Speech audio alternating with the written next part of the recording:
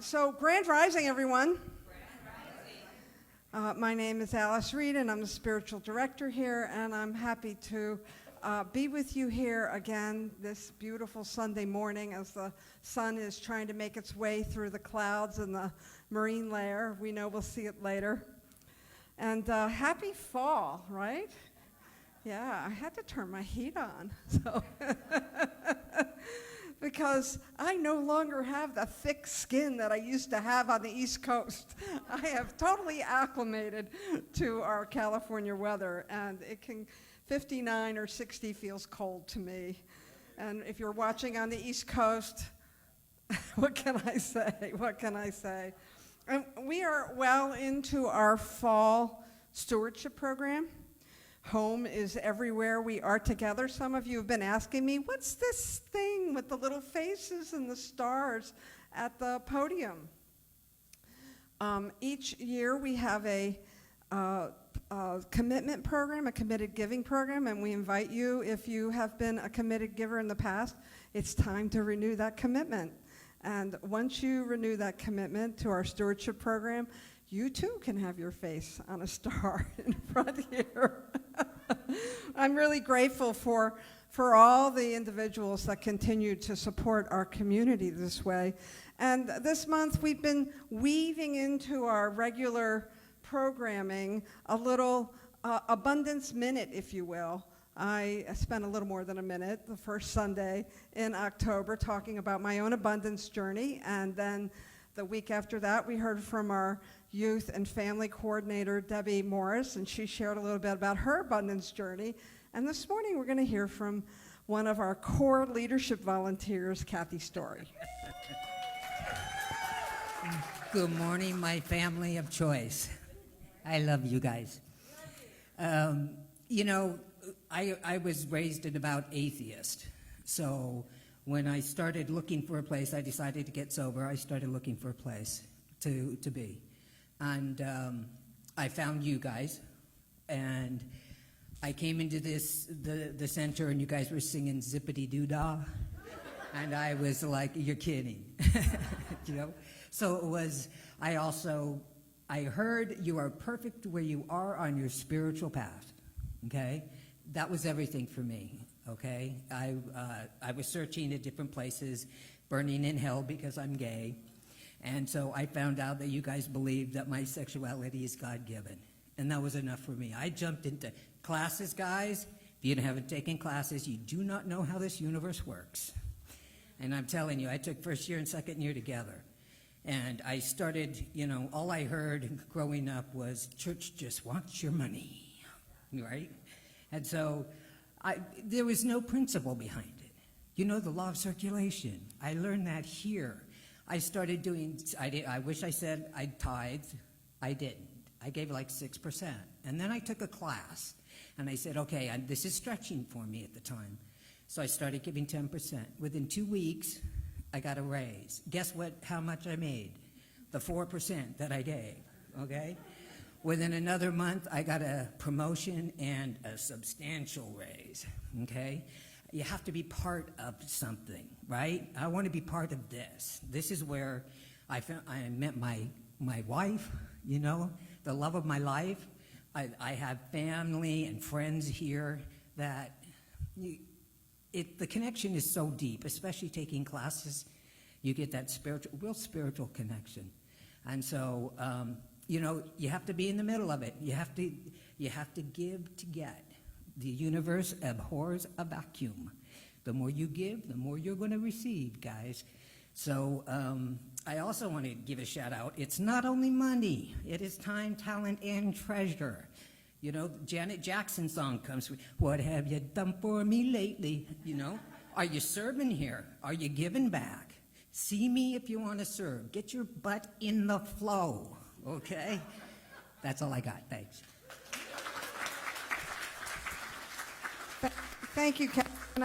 And you know, oftentimes, thank you so much. Just every word you said is true. And oftentimes when we hear that thing about I gave so much and then I got so much back, it sounds a little bit like magic. We're just working with the law, spiritual law, the law of correspondence, the law that says that what we put out and who we are comes back to us. And that's core to what we teach here. Next week, we'll conclude our Committed Giving Stewardship Program with our annual, and we'll go ahead and honor our legacy members. We have a couple more people to add to that list of members who have been involved with our center for 25 years or more. And it's quite a long list. We'll bring in the plaque. You can see the names. And we'll also celebrate the joy of supporting our community through our Committed Giving Stewardship Program. So thank you. Thank you. There we go. It's loose.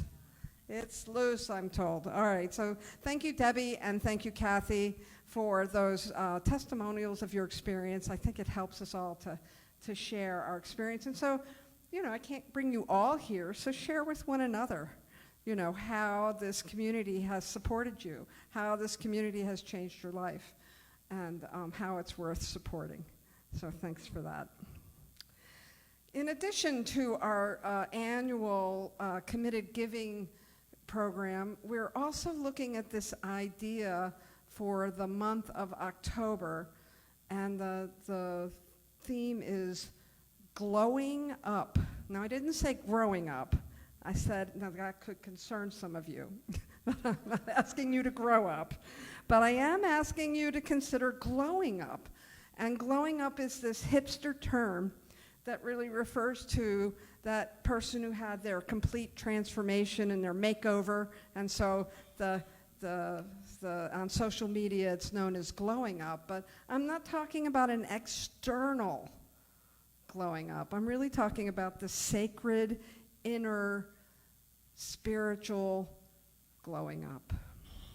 The glowing up when we align ourselves with truth and let love do its quiet, gentle work with us and transform our bodies and our minds and our lives in such powerful ways.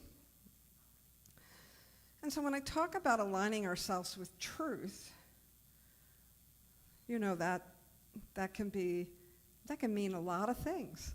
That can mean a lot of things in today's environment, right?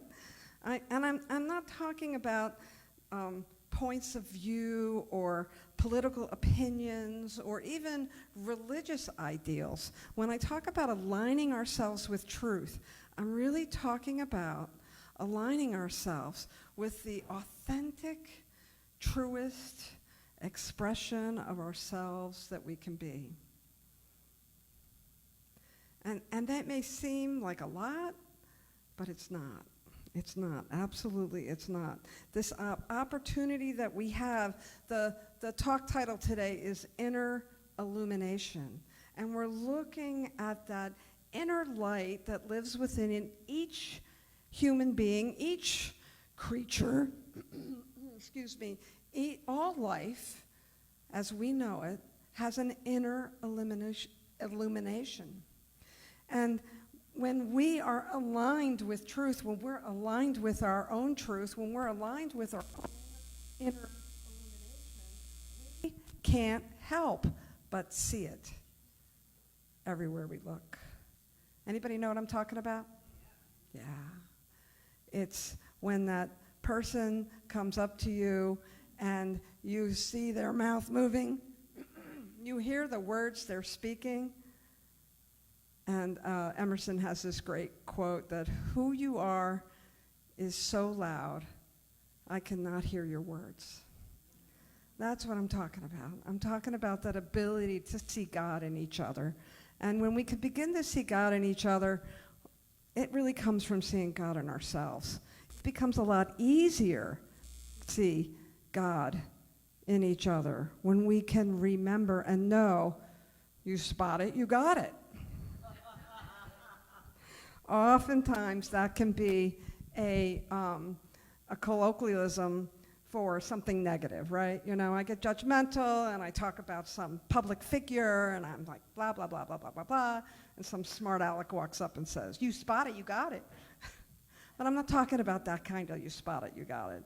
I'm talking about the real intrinsic sense of divinity that lives within each one, the Namaste Consciousness. We know about Namaste Consciousness, right?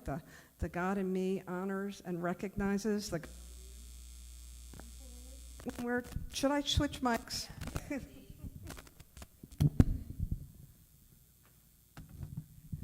That's not my... Oh, all right. I'm on a short leash now, though. Okay. All right.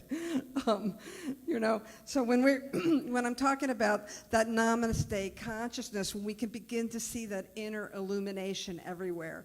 But it requires us to recognize it in ourselves and to remember. I love that you did Here Comes the Sun, because one of my thoughts was to share with you and to remind you, because you all know this, the sun doesn't just shine on what we consider good, right? The sun shines on everything. It is not a judgment or, I'm good enough, so the sun's going to shine on me, but they're not good, so they're not going to get any sunshine. It doesn't work that way. No, the divine only knows us as its expression, right? Its expression. And so when we're thinking about this idea of inner illumination, I have to admit there are times when it is not in my purview. I am not feeling innerly illuminative. I am not seeing the God in you. I'm not seeing the God in me. The world can feel a little heavy. It can feel like we're carrying a lot of weight when we look out into the world around us. But when I'm talking about inner illumination, I'm talking about the ability of us to turn away from the effect, to turn away from the condition, and to look within ourselves, to recognize the beauty and the divinity within ourselves, and then to be able to look out into the world from that lens.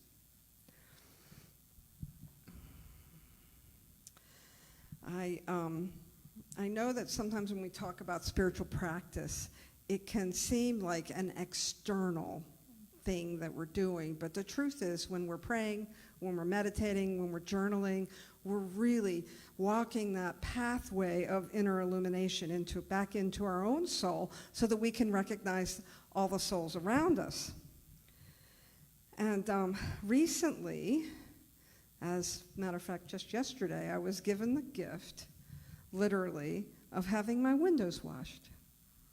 Yeah, it was really cool. And oh my God, were they filthy. Oh my God, were they filthy. Now, I'd been cleaning the inside, but the outside was a little tougher to get to. And I found myself giggling with joy because it was so unexpected and it was so wonderful, and I didn't realize how good it would make me feel to have my windows clean.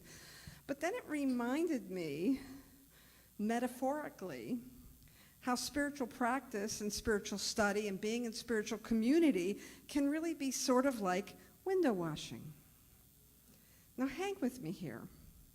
I'm not talking about to see what's outside of ourselves. I'm talking about the spiritual practice that we do so that we can be clear about what we're looking with, so that we can be clear about how we're seeing the world, so that we can have a greater sense of that alignment with truth that we want to not only express, but we want to see it everywhere we go. And as I said already, the world can feel like like my windows before they got washed. Like it can feel like it's a lot of weight to carry, like there's a lot of muck that we're looking at. But in order for us to really see that inner illumination that is happening everywhere around us, we need to stay clear. 25 years ago, when I was originally introduced to this philosophy, the thing that attracted me the most was the transparency I would listen to a teacher, and I would hear them speak, and everything they said felt so authentic and real, and there was a resonance within me, so that there was almost this energetic exchange that was happening. Maybe you've had that experience where you've heard somebody speak, and it just landed with you. And so that transparency, for me at least, I've come to understand is this beautiful mix of power, vulnerability, and humility.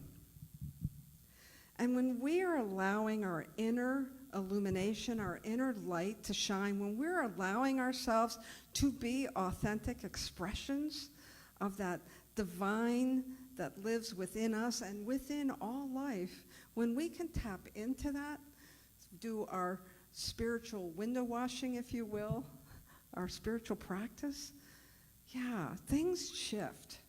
You know, Kathy talked about the things that were happening in her life when she first came into this philosophy. Were you washing windows, metaphorically? Yeah, absolutely.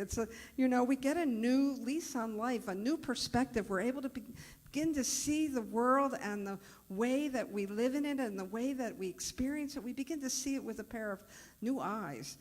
Anybody, are you all with me? You know what I'm talking about? Yeah. Yeah, I needed a lot of help to do that because I was used to looking out into the world and trying to figure out how I could manage it, how I could manipulate it, how I could structure it, how I could, affect it. And I've used this metaphor I'm about to use 100 times, and I love it. It's like trying to brush your hair in the mirror, and you take the brush, and you put it up to the mirror. And for some reason, your hair doesn't change. Right. When the work that we do in this philosophy, in many spiritual paths, we don't, I'd love to tell you that we sort of have a bead on the one and only true path. Nope. There's, the cool thing about truth with a capital T, you begin to see it everywhere.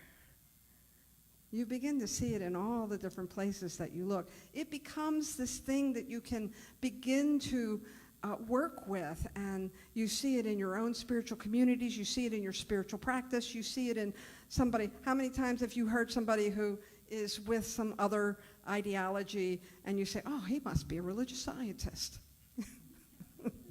That's because we're working with truth principles. They're eternal. And they live inside us internally.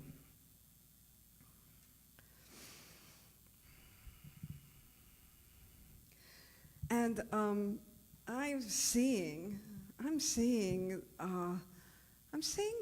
the glow up, if you will, in lots of different places. I read a New York Times article. There's a great weekly newsletter, I don't always catch it, called Believing, and they're exploring different spiritual paths, and oftentimes it's primarily talking about some of the Christian things that are happening, but it looks at religion and spirituality, and one of the things that I read in there was that that spiritual community is trending up. More people are looking for a place to belong. They're looking for community that's meaningful. They're looking to connect. And for me, that was very inspiring because we've been on a different trend for a while.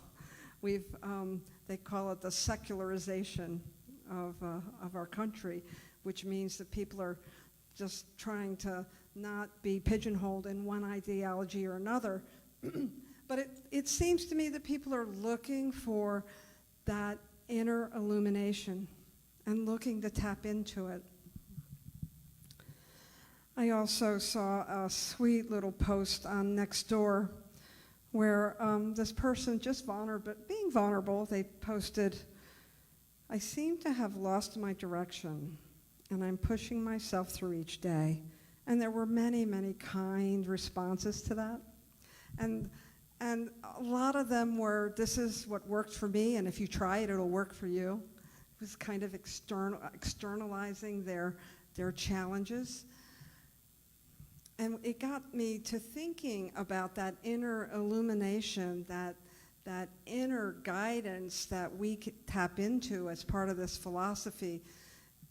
When I am looking for my wholeness in you, or in a teacher, or in a book, or in an ideology, well, it requires that I continue to give my power over to that in order to continue to have that experience.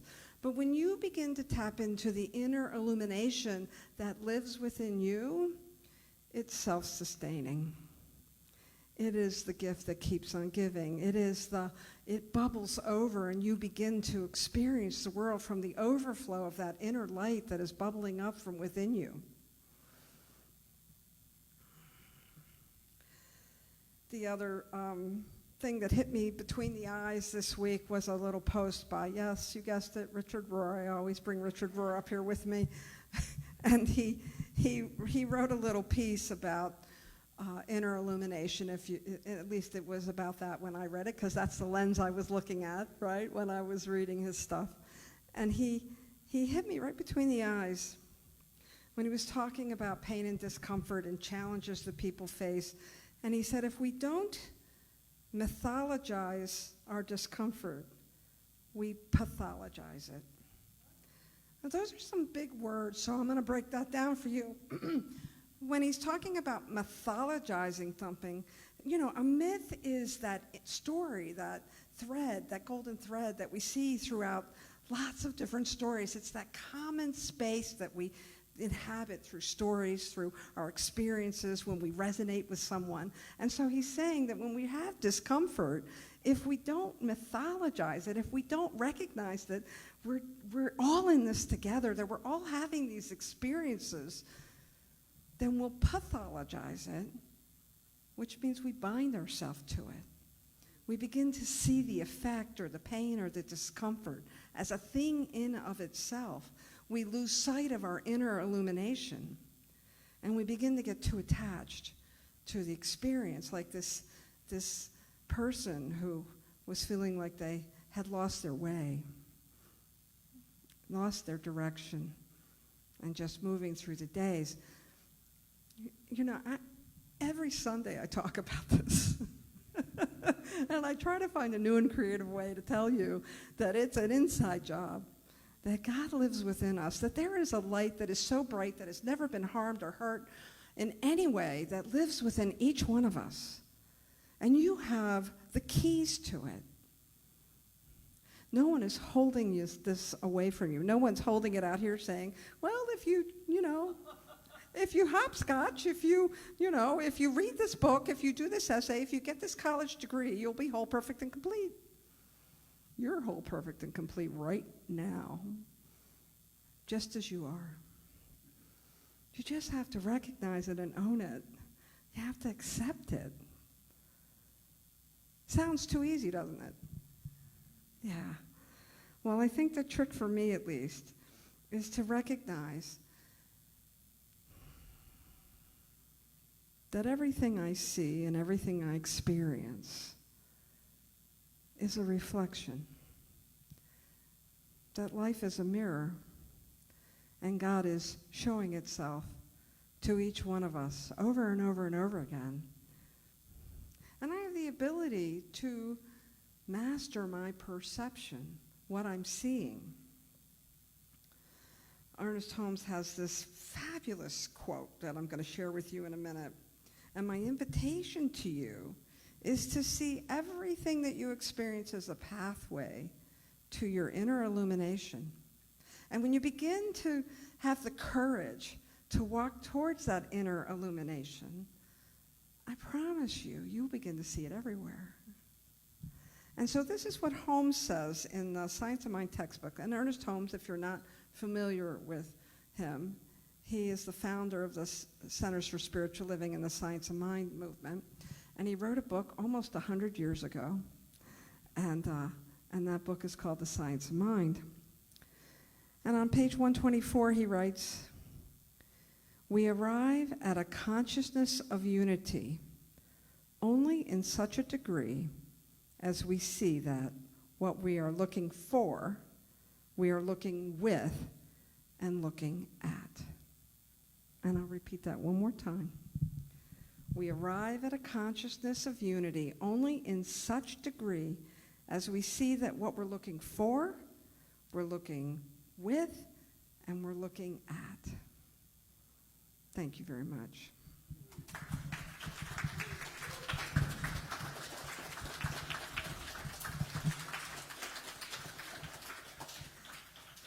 So let's do that thing we do, a neural pathway regeneration, or spiritual mind treatment, or affirmative prayer. It's really just speaking the word and knowing truth with a capital T.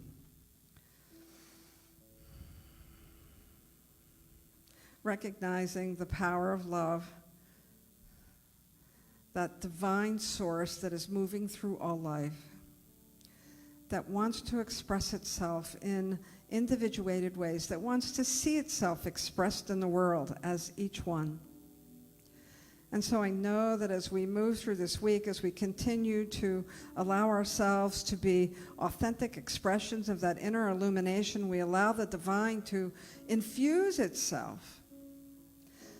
Now the truth is the divine is already infusing itself, but we allow ourselves to be one with it. We allow ourselves to connect with it. We allow ourselves to experience it. And we know that as we move through our day, as we move through our week, as we move through our interactions, that we choose to first connect with that inner illumination so that it can illuminate all that we see. And I know that for each one, there is a pure power that is wanting to express itself in beautiful and authentic and powerful ways. And so I know for each one that each one is empowered through whatever path they choose to have a greater experience of unity, to have a greater experience of oneness, to have that holy experience of glowing up spiritually. I know for each one that we are indeed glowing up individually and as a community and as a world. And I also know that it's time. So I thank you. Thank you to each one for their willingness. Thank you for the universe for having this beautiful system of allowing us to tap into the wealth and the health and the unlimited source of supply that moves through us, as us, and by us. I give great thanks for this, and it is with an open and surrendered heart that we say together, and so it is.